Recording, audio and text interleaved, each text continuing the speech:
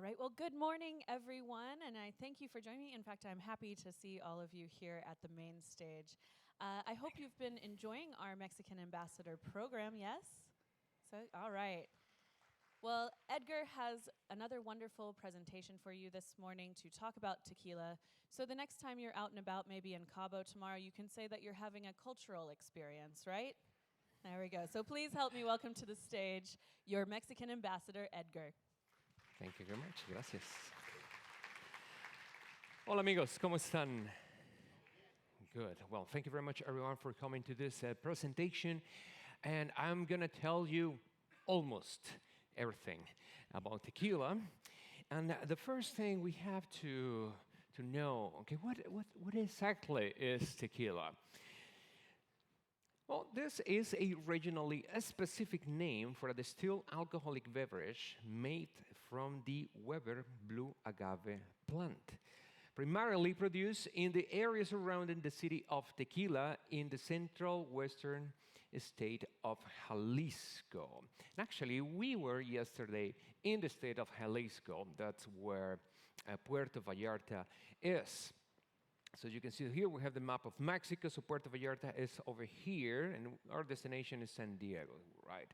So let's zoom in, and then we have Puerto Vallarta. And if you travel about 4 or 5 hours into this direction, we are going to find a place, it's a town, a little city called Tequila, which is also between 1 or 2 hours from Guadalajara, which is the capital of this state.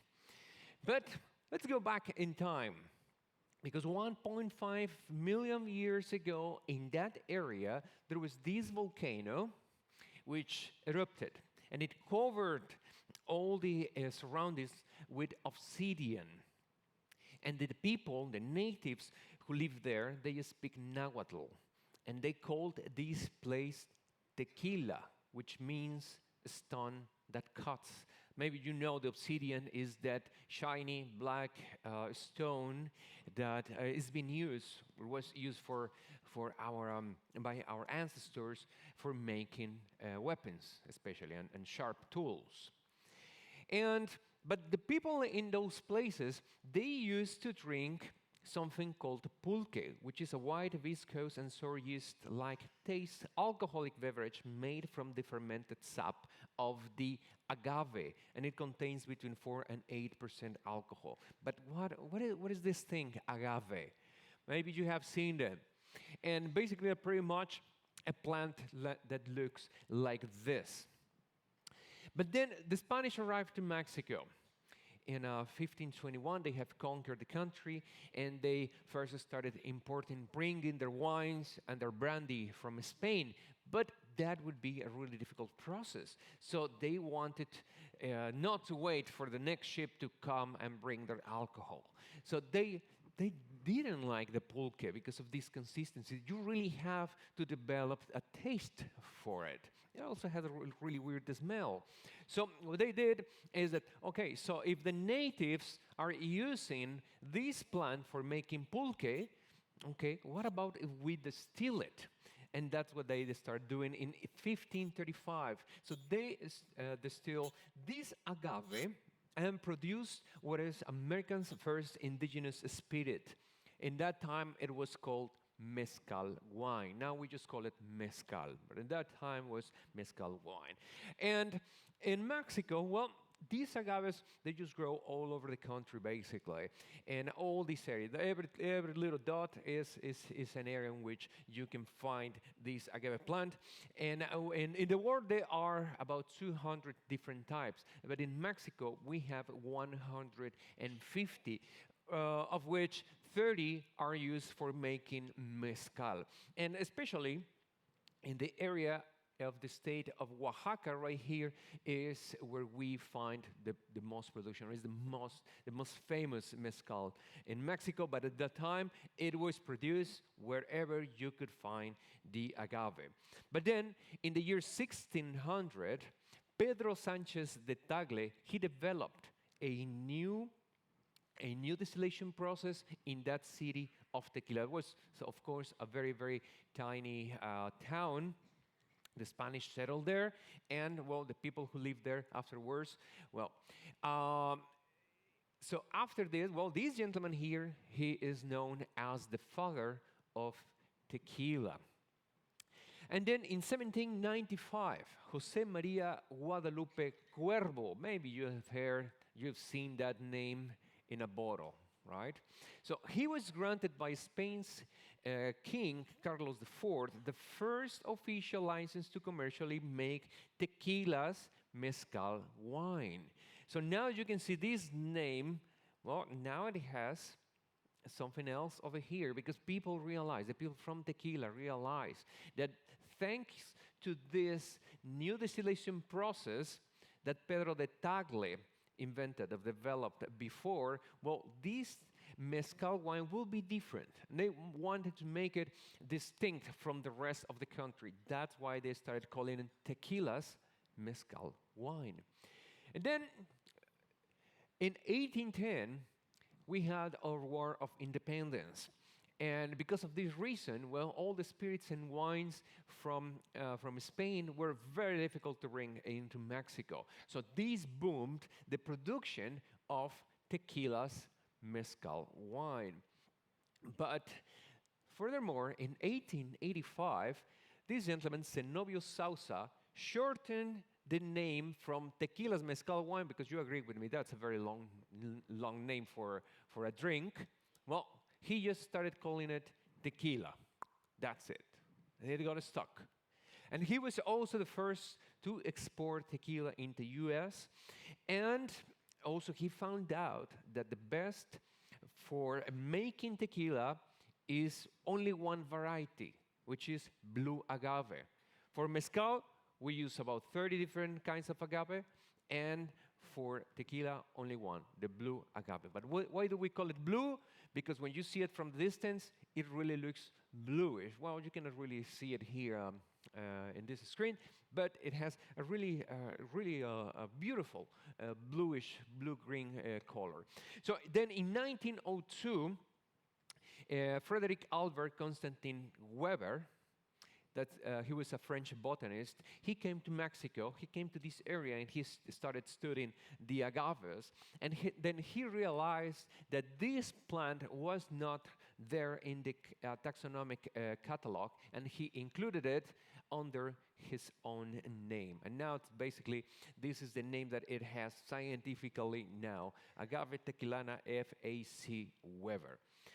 Then in 1910, we had a revolution, and the tequila became a symbol of national pride, because in this time, basically, it was the war between the poor and the rich. And of course, the rich, in that time, there was this idea that whatever was from Europe was better than whatever it was from native, from Mexico. So the rich will drink brandy, whiskey, cognac, champagne, etc. And the poor will drink tequila or pulque just because they were poor, as simple as that. So the people that were fighting in the revolution, well, took their tequila as part of their basically daily lives. And this is a picture of the town of Tequila around that time. And this is how the city of Tequila looks like nowadays. Just went there a couple months ago, and it's really beautiful. Such a beautiful city, cobblestone streets with colonial architecture, very colorful, and every day, because of this production of tequila is happening just right there in the middle of the town, it has a really sweet smell in the air. Then in 1920, well, the USA provision rose tequila popularity because it was smuggled across the border. And then we have the Second World War. In this case, of course, that's going to be also very difficult to bring whatever spirits and wine from Europe, and then it started the consumption of tequila even more. And then it happened that between 1940 and 1950, we had our golden age of Mexican cinema, in which tequila was portrayed as a macho drink of heroic rancheros. What do I mean by that? ¿Quién no sabe en esta vida la traición tan conocida que nos deja un mal amor? ¿Quién no llega a la cantina exigiendo su tequila y exigiendo su canción?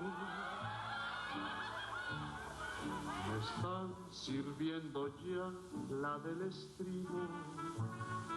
Ahorita ya no sé si tengo fe. Ahorita solamente ya les pido que toquen otra vez la que se fue. All right, so these movies just didn't stay in Mexico, they went all over the world. And because of this, well, people started to think around the world that we Mexicans, we will dress up as a charro with a big sombrero, go to the cantina to drink our bottle of tequila with a little shot and a mariachi band singing there in the back. Well, we don't do that. We don't do that. But I'm talking about that at 1 o'clock right here. Well, we are going to have a real charro come in to sing some of this music that went all over the world. His name is José Luis Duval. He's a Mexican tenor, and he has a long trajectory in the music. He has sang all over the world, and maybe you know somebody called Plácido Domingo. Well, he had a chance to work with him for quite some time, so that's something you cannot miss.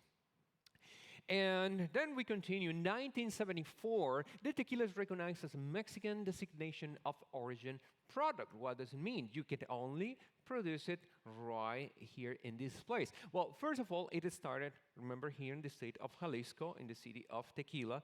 But then all those states and regions that are around and which have the same soil and weather conditions that in the original place tequila, well, also those are allowed to produce this drink, and also, well, here in the state of Tamaulipas as well. And it's the same situation that happens with, for example, with champagne, or you can produce champagne only in that specific region of France, right? So it's the same situation with tequila. Okay, so how tequila is made? Okay, first the process starts when the blue agave plant, well, is planted, it's cared for, is weeded, is pruned, and watched for pests. And well, this plant doesn't need to be watered. They are pretty much like cactuses. They just, whatever it rains, little rain that they catch, that's enough for them. They are going to store it in this very thick leaf. And then, when this plant is about to get ripe between 5 and 7 years, well, now it's ready. It's ready for harvesting. As you can see, this plant goes really tall. And in order to harvest this plant, we have a gentleman which is called the jimador.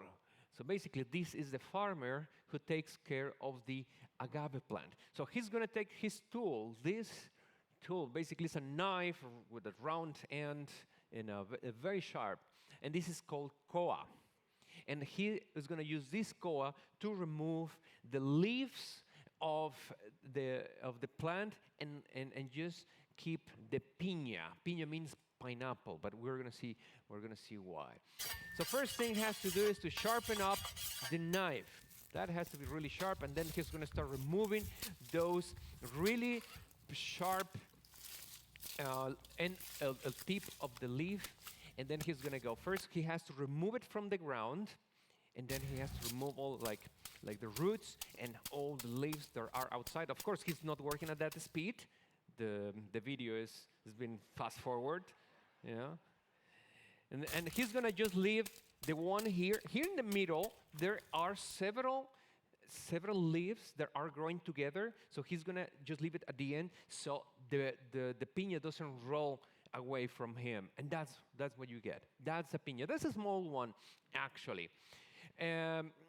But we get that the piñas, they weigh between 80 and 100 pounds, and a good jimador can harvest about 75 piñas a day. And then you need between 32 and 60 pounds to make 1 gallon of 100% blue agave tequila.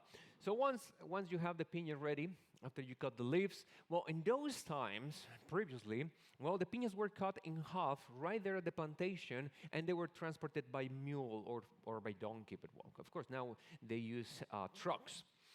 Then they will bake the piñas. So at the beginning, they use these ovens. So basically, there was just a hole in the ground, and they will put all the piñas in half right here, and then they will cover it with dirt, and then will start a fire on top, and they will leave it there for about 3 days baking, and to make the piñas soft and easy to extract the sugar.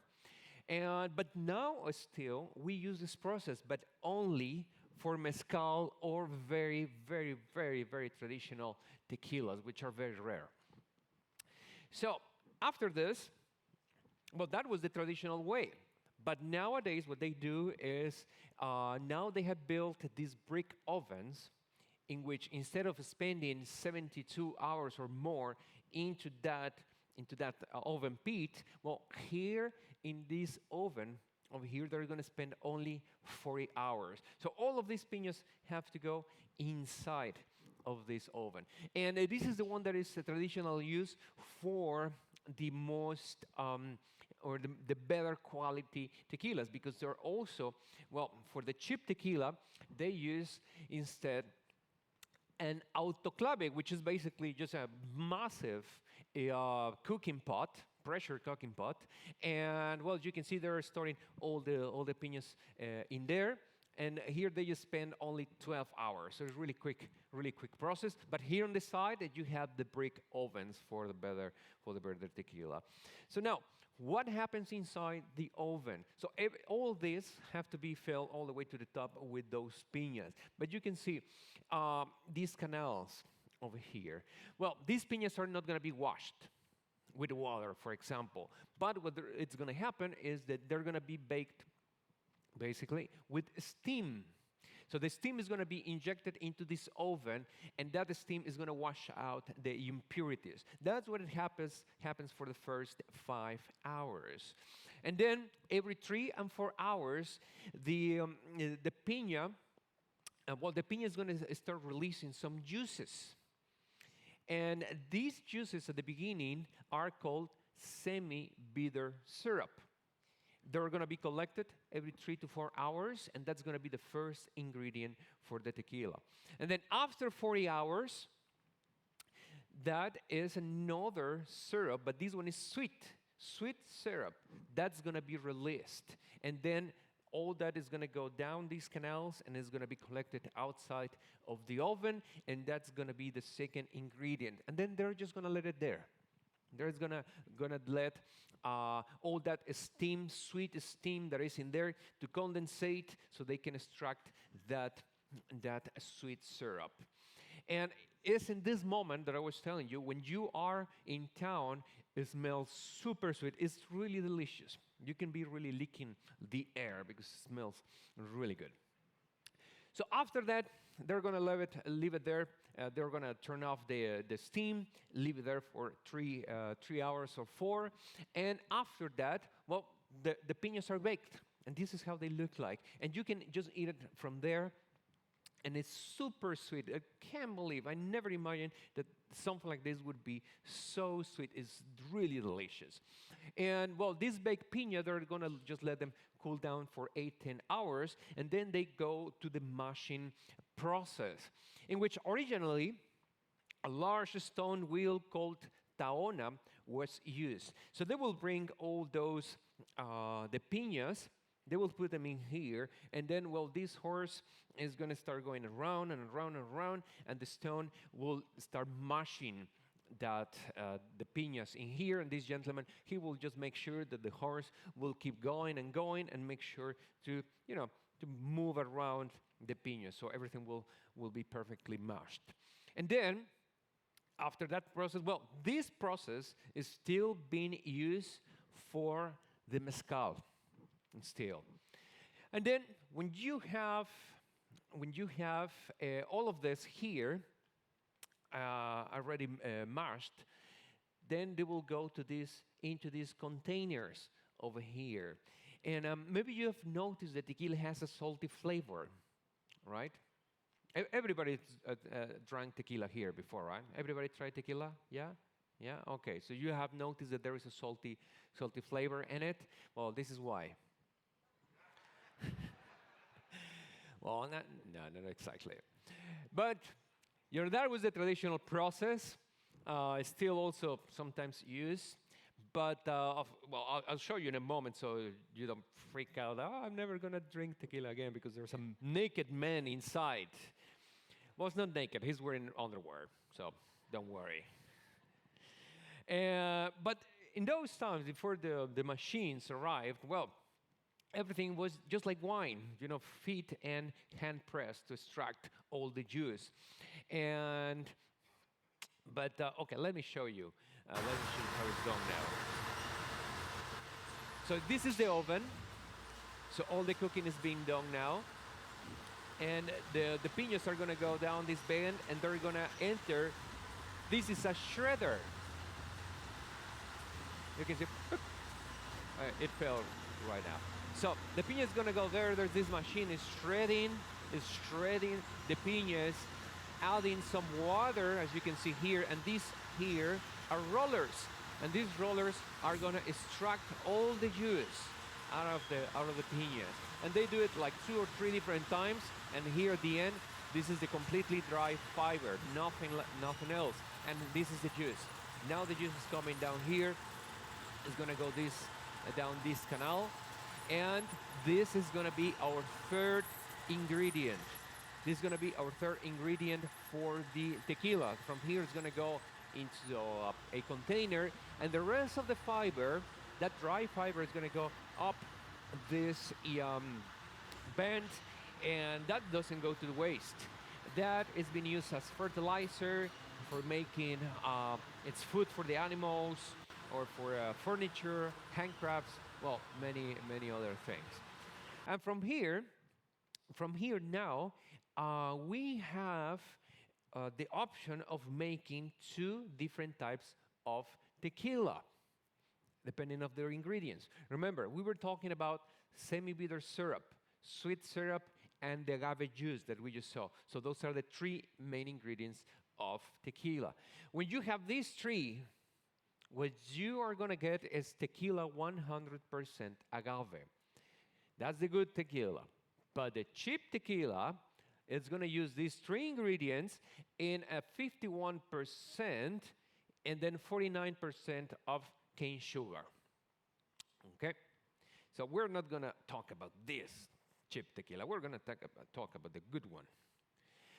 And then we're going to take all these 3 ingredients, we're going to put them into a container, and we are going to add water. So for every gallon of these juices, we're going to add 15 gallons of water as well. And there are a couple of different types. You have wooden vasts. That's the traditional way, and it's still used for mezcal. And also you have the stainless steel containers. And from here, we're going to start with the fermentation process. But what is that? Okay, fermentation is the metabolic process of yeast, bacteria, or other microorganisms that consumes sugar in the absence of oxygen, involving effervescence and giving off heat.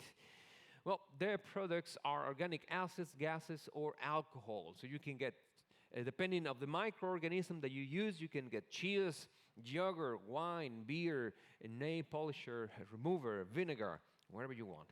So you see those containers there, and they were open. That's fine. That's all right, because actually the fermentation process is going to start because of the yeast that is in the air. Nowadays, they can also go to the lab, produce that yeast, and then add it into the mix to speed it up. But that was the traditional process. If there is like a little leaf or a bee falling into the mixture, that's fine. That's going to help the process. Also, the sweat, you remember the men inside of the container, well, that sweat of the men will also help the fermentation process. Okay, so after 8 hours, the fermentation process starts, and after 12 hours, this is what happens. Can you hear all that little sizzling? The bubbles, right? Okay, so let's see what is happening here. So the yeast is eating the sugar that is in the juice, and it's releasing alcohol, carbon dioxide, and heat.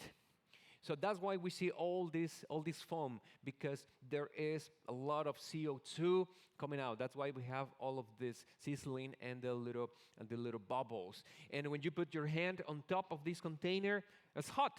It's hot. It's like they're going crazy. They're going a lot of activity. The yeast and multiplying super quick because of the abundance of sugar that is releasing a lot of heat. And these 12 hours, then after 24 hours, it reaches its peak. Now there is a party here. Maybe you can listen in the background. There's music. Yeah, because it's a party here, so you have to keep it going. But anyway, and when I was there, the person who was giving me the explanation told me, try it. What do you mean? Taste it. But what do you mean? Yeah, put your finger inside the container and taste it. Like, are you crazy? It's boiling. I'm going to burn my finger. And no, it's not boiling. It's this action of the yeast. But what about all the bubbles and everything? Okay, he explained that. Where's the fire? There's no fire. It's just simply this very same action of the yeast. And yes, when I tried, when it was about 12 hours, that was very sweet, just like juice, agave juice. And when it was here 24 hours, well, it was not as sweet as the first time, and it was really, really warm. And then after 48 hours, what you can see now, the activity is not so much, but it's still happening. As you can see here in the center, there's a big amount of this yeast producing a lot of CO2. And in this case, well, because there's less and less sugar, the yeast start to die. So that's why we don't see so much activity. Then after 60 hours, well, there's pretty much nothing happening in here. Once again, here I tasted in this part, and now it's not sweet anymore. Now it was bitter because there is no more sugar. But now you can really taste the alcohol into this liquid. And then after 70 hours, well, mostly all the yeast is dead. And, well, there's nothing much happening. So after 72 hours of fermenting, the agave juice becomes mosto. It's a wort with low alcohol content between 4 and 9, which now percent alcohol, which now will be distilled. But what is distillation? Okay, it's the process of separating components of substances from a liquid by boiling and condensing. So, for example, you have water, you apply heat, the steam is going to go down. This condenser, there's a cold water going around the tube that contains the steam, and that steam, therefore, is gonna condense, and it will become pure water. Like, for example, here on the ship, that's what they do with the seawater. They distill it, and that's the water you get for a shower, because pure water with no salt. And originally, this process was done in alambiques, which is this device over here. They were made out of copper, and these haven't changed pretty much for the last 200 years for making mezcal. And these alambique were invented by a Persian sage, Al-Razi, around the 10th century. And how it works is like this. Well, you can see there's a little hole here. They're going to put a fire in there. And the mosto, that fermented liquid, is going to go here. And it's going to heat up. And that steam is going to go down this area here, in which is going to condense. And here at the end, well, is where we're going to get the distilled liquid. So, but that was a long time ago. But nowadays, well, this is the modern equipment. It's just for small distilleries, not a big one. They're way bigger than this. And what is going to happen? Well, you are going to have all of the juices right here, well, the mosto, and they're going to apply, one more time, steam. So with this steam, well, the mosto is going to heat up, and it's going to start releasing the alcohol. The alcohol evaporates at 152 Fahrenheit. So this alcohol is going to go up here, and it's going to enter the condenser. And this condenser over here, you can see there's a pipe here and here. The cold water is going to enter, it's going to go around that steam. The steam is going to condensate and is going to enter here as a liquid. And the product of this first distillation is called ordinario. That's not tequila yet. If you drink that, you die or you end up blind. So yeah, don't drink it. It's between 28 and 30% alcohol. So it has to go for a second distillation. Every single tequila has to be distilled twice. And then that process is called refining, in which this ordinario is going to go again to one of these distillers. And once again, it's going to go here. They're going to apply heat. The alcohol is going to go up here. Then it's going to enter this condenser. The condenser, that steam is going to become a liquid. And then that liquid is going to go into this other container here. And this liquid that we obtain here is between 55 and 60% alcohol, and that's what we call virgin tequila. Then this virgin tequila, we don't drink it either. We export it. And China is one of the best buyers of this virgin tequila. They buy it, in bulk. They send it in big containers to China, sometimes to the U.S. Sorry, but the people who receive it, whoever buy them, they put it in their own bottles and they sell it under whatever name they wanted to be sold. But then, well, the tequila that stays in Mexico, it goes to another process, which is rectification, in which we are going to dilute with pure water, with distilled water, that 55-60% alcohol until it becomes 40% alcohol. And that's what we call tequila blanco, or also silver tequila or white tequila. And from there, it can go to the bottle, and you can buy it, and you can drink it. That's good. But the best tequilas, they still go through another process, which is filtering with activated carbon to remove whatever is in there that makes it a little bit rough. So with this is going to taste smooth and nicer. But that's only for the premium tequilas. So then, from this point, now we are going to have 6 different categories of tequila, depending on their aging and treatment. So we're going to have blanco, which is white or silver, oro, which is gold, reposado, which is rested, añejo, aged, añejo cristalino, crystal clear aged, and extra añejo, which is extra aged. But we're going to see the one by one. Okay, so we have the first one that we just saw, blanco. So basically, this is just coming directly from the distillation after they rectify adding a little bit of water just to make it 40% alcohol, or it can go into some stainless steel barrels or neutral oak barrels, just to give it a little taste. So it can go directly, or it can stay less than 2 months, just to add some smoothness into the tequila. But it will always remain a little white like this. Then oro or gold. Okay, it's the same white tequila, but basically I would say it's a cheap white tequila, and they add some caramel color, oak extract, glycerin, or sugar-based syrup, just to give a little different taste and to change the color. And this is the tequila that normally you can find in the cocktails, because, well, it doesn't really offer you much this, so that's why you can mix it with Coke or whatever you want. You know?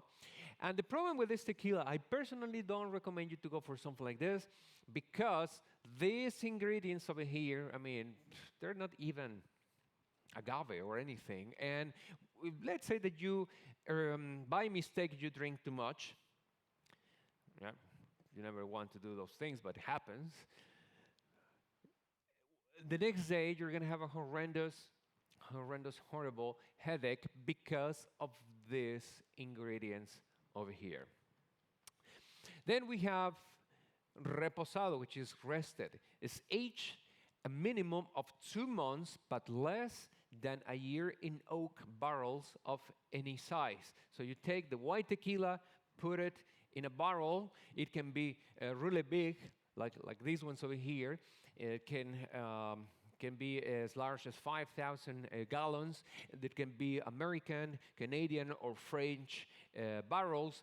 And sometimes they use, they can burn them out inside to give the tequila a different taste. Sometimes to give to the tequila also a different characteristic. They will buy some of these casks that were used for wine or for bourbon or for whiskey, for example, just to add a different notes to the tequila. And they're very good as well.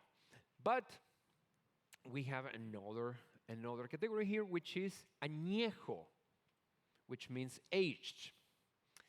Can anybody tell me what's wrong with this picture? That's right, the lime. There should not be lime in here. Añejo is supposed to be, well, it's been 1 year in the cask, right? So it may be full of flavors. And what we're having here the lime, well, that's not good. It's going to ruin the tequila in here, but we're going to get to that point. So 1 year, a minimum of 1 year in the cask, but less than 3 years in a small cask. And this is how they used to be filled up in those times. And then they take it to the cava, and they're going to stay just like that in barrels of 52 gallons. And then, but well, this añejo tequila, it's a little bit more expensive, and it has a really strong taste. So in order to move this product, well, the tequila factories, they came up with a new variety, which is the same añejo tequila. There's been between 1 and 3 years in the cask, but now they filter it with carbon, and then it will become completely crystal clear. And they just add a little bit of agave syrup to make it sweet, and it's just fantastic. And finally, we have the extra añejo, which is the extra aged, and it's been a minimum of 3 years in oak barrels. And then it depends on some, well, for example, here, the super strong taste to the wood, and they're really expensive because when you fill up one of those barrels, after 3 years, what you're going to find inside is only 40% of the original amount that was inside. So that's why the price goes really, really up. And from there, certain houses, they come up with the Reserva variety, which has been 8 years in the cask, which are like crazy expensive and things like that. But there is still, like every house developed their own very old tequilas, but is not officially a category yet. Okay, so, and from there, it goes to the bottle, depending if the tequila factory is very, very small, they do everything by hand, or if it is very big, well, everything is done by machine. So now we have our tequila, it's ready for drinking. So how are we gonna drink it?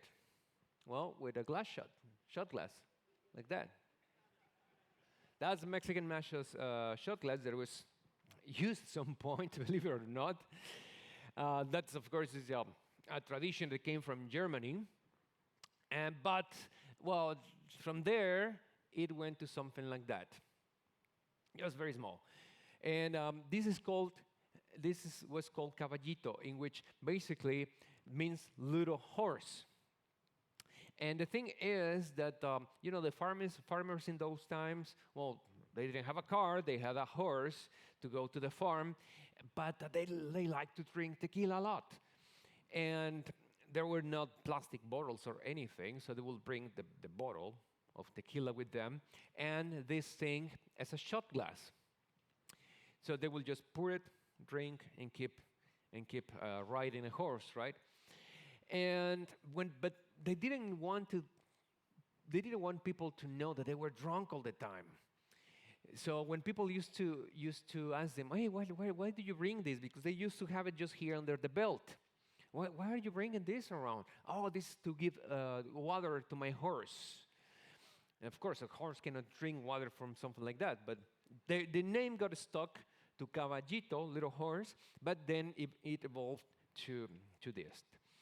Okay, so now how are we going to serve our tequila? Okay, I always recommend to be neat. Of course, it has to be a good tequila to be neat. And the reason why they use lime as salt is because the tequila you're having is crap.